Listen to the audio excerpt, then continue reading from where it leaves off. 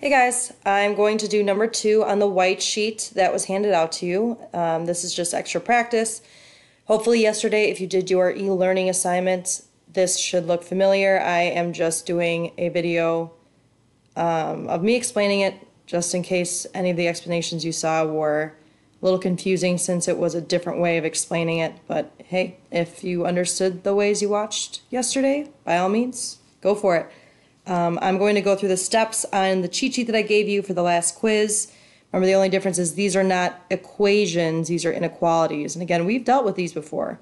Nothing about this is new. We have to solve for y to get the equations to look like y equals mx plus b. We graph those two equations as if they are not inequalities, as if they're just equal signs. And then we look at the signs of the inequalities. Do I shade above or below?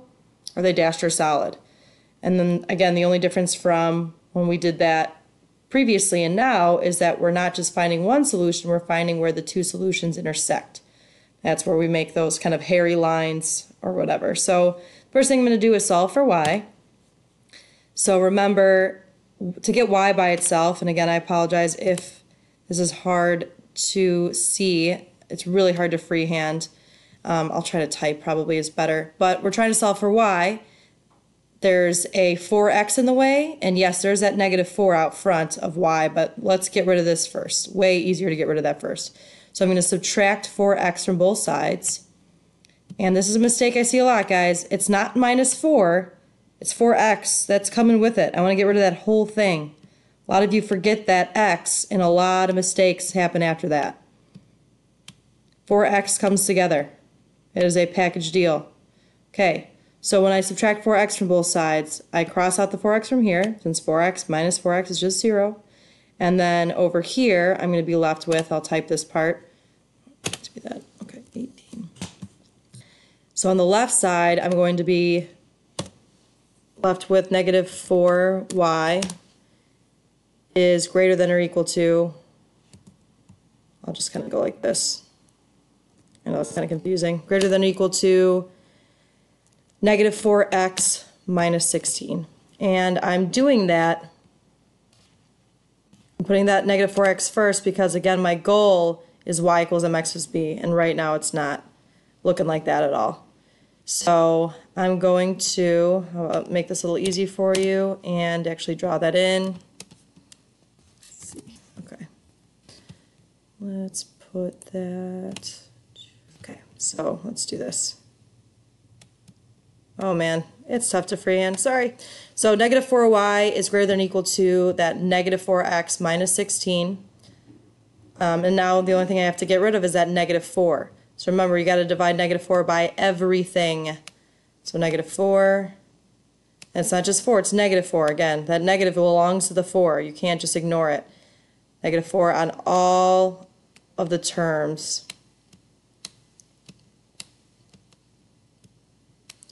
Okay, another thing. Notice we're dealing with inequalities, so you got to be careful for those red flags. We're not just dividing 4, we're dividing -4. You should know what that means at this point. When you divide by a negative, when you've got an inequality, that sign has to flip. So we're going to be left with this sign. Again, that's because we divided by -4. So let's see, what are we left with when we're done with that? So we divided -4 here, so you're left with just y on this side. That's the whole point. We want y by itself. I'll enlarge this in a second. And then on this side, let's see, we got -4 divided by -4. That's just +1. Okay, so if you want, you can put 1x. That's fine. I just put x usually, but no worries. And then -16 divided by -4, another negative over negative, gives us a positive. 16 divided by 4 is 4. Oops. 1 second, I'm going to make this font a little bigger.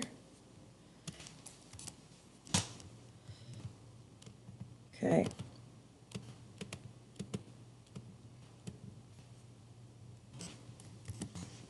Okay, so here's what we're left with. This is the equation I will be using in a moment here. I'm going to group it. It'll make it easier to graph this inequality. Remember that this inequality here, right here, is the same as this one in a different form. I solve for y, it makes everything easier later. Now, some of you are like very against solving for y. I sent you a video yesterday where you don't have to do that, but there's another thing you have to do. Keep in mind, I'm giving you a strategy that has the least amount of extra thinking. I'm trying to get you to the answer as quickly and painlessly as possible, but there are steps involved that you just have to be mathematically accurate. You can't just add and subtract wherever you want. You got to make sure you're balancing. So we're on this side. We got to solve for y again. So I'm going to make sure we are aware of our goal here is to get this guy by itself. Again, the 2's in the way, but that's way too close. We got to get rid of the stuff further away. So we've got that negative x here, and I know a couple people in class have asked me this. Well, this is negative, so do I add now? Over here I subtracted. Well, that's because you see how this is a positive 4? That's a negative x, negative 1x if you want. Again, to put that 1 there if that's confusing for you. But if it's negative, I got to add it to both sides to get rid of it. So plus x on this side and plus x on that side. What you do to one side, you must do to the other. And by sides, I mean sides of the inequality. So I'll do this just so you can see. You know, it's kind of like, it's not the equal sign, but we're treating it like that. Like it's that wall they've got to worry about. Let me just get rid of that for now. Whoop. Okay. So now when I do that, we've got negative plus a positive gone. So that's gone on the left side. We've got 2. Oh, geez. This is why I don't like using the marker. 2y is greater than or equal to, don't forget that x is there. These are not like terms. Do not put negative 3 or 5, since some of you ignore that negative. We've got an x and a negative 4. They are not like terms. I'm going to put the x first, because the goal is y equals mx plus b. The x term should go first. It, again, will make your life easier later. Okay, almost done. We've got to get the y by itself. So we divide both sides by 2, since right now it's being multiplied. That's what it means when they're next to each other. To get rid of multiplication, or undo multiplication, I should say, we divide. And I'm just dividing everything by 2 just so I don't forget anyone. You don't get to pick and choose who you divide by 2. It's everybody. Is this a negative? Nope, it's positive. That sign is good to go. We don't have to worry about that. No red flags like over here. It's a positive 2. No worries. So 2's gone. Y is greater than or equal to. Now what happens here? Well, that's a 1x, right? We want to keep it as a fraction, but it's 1 over 2. So technically this is 1x. We just usually don't write the 1.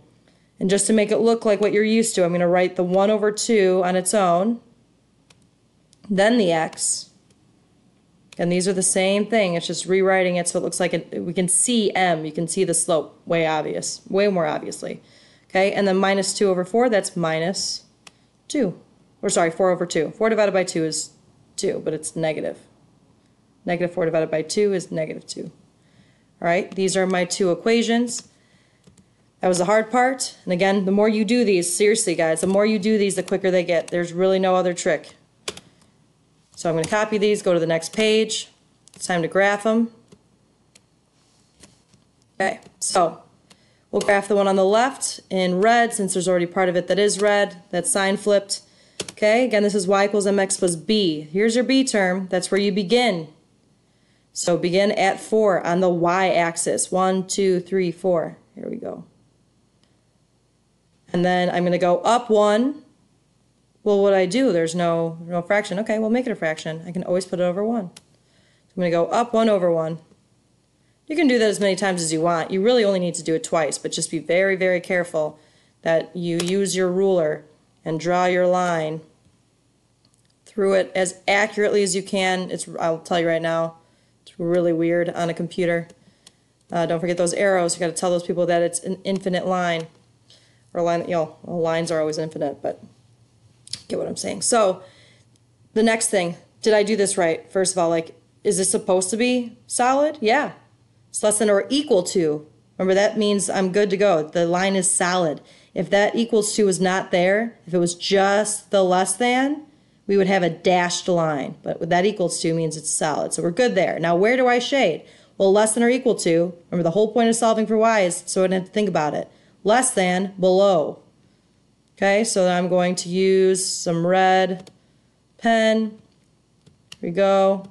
Just kind of reminding myself that it's going to go under below that line. But we're not going to shade yet because we got to worry about this guy. All right, we're going to make him purple. So that's your B term, -2. We start at -2, down 1, 2. Here we go. And then from here, we're going to go up 1 over 2. Remember, that's the rise, that's the run. And it's always from that point, up 1 over 1, 2. Do it a couple times if you want. You don't have to. Okay, and then I'm going to draw that line. I'll make it a purple line. Why not? Okay. Let's see here. That'll be as accurate as I can. I know some of you are like, oh, it's no solution. Nope. It has a solution. If it had no solution, these would have the same slope. They don't. This slope was 1. This is 1 over 2. Okay, so let me just make sure I put my arrows there. Okay, and then again, I don't have to think very hard, which is fantastic because it says greater than or equal to. Again, the equal to means this is also a solid line. It's not dashed, it is solid. It's got greater than or equal to. If it was just greater than, we'd have a dashed line. Both of these have the equal to, so we're good to go. They're both solid. Okay, and then the greater than means above, so we go this way. And then where they overlap is where you shade, which is all that stuff in between. So I'm just going to make my life easier, give myself a big fat green pen. Oh man, that's pretty. Oh geez. You get oh geez. Ah! Well, it's in between the two lines. I'm just really bad at shading with a mouse. I'm better if I have it on paper. But that would be crap. You know what I mean, right? That's not part of it. It's got to be in between the two lines. That's the solution. Okay, so hopefully that helped with number 2. You can, by all means, re-watch this. You can watch parts of it, repeat parts of it. If there's a part that doesn't make sense, you can call Mr. Lee over to talk you through that confusing part. And by all means, I hope you use this to help you in the future. Okay. Bye, guys.